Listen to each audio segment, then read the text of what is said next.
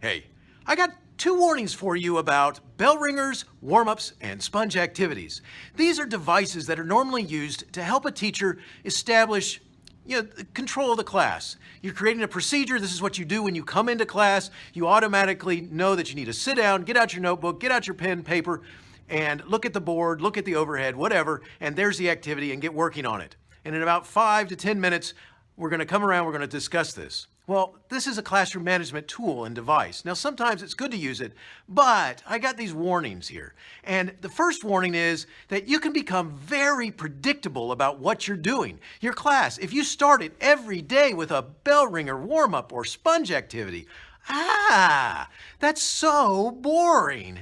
Yes, especially to the point that if you're in high school, what might start happening is the kids start finding a reason to not be in your class on time because they start saying, well, she's not starting class anyway. We're going to do the bell ringer. I can get it done a little bit later.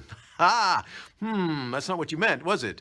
Yeah, well, that's what I mean by predictable. You don't want to go there. You don't want to do one every day, always, because your class gets boring.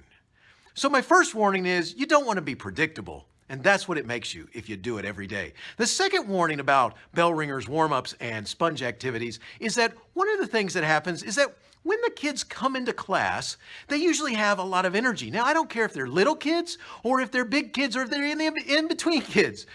They usually, if they're changing classes or if they're just getting to school or whatever's going on, they have energy in them when they come into class. They've been socializing in the hallways or they've been, wherever they've been, they've got a type of energy and expectation that, hey, we might have some fun here, right? Well, that's what you want to build upon because when they come into that class, you want to take that energy and you want to put it to work. Yeah.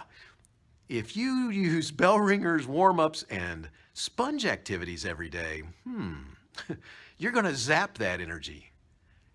So, just a couple of warnings because you want to not be predictable and you don't want to zap the energy and you want to use that energy. So just remember, 2 warnings about bell ringers, warm-ups, and sponge activities is that you can become very predictable.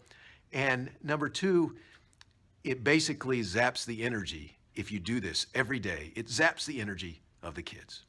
Food for thought.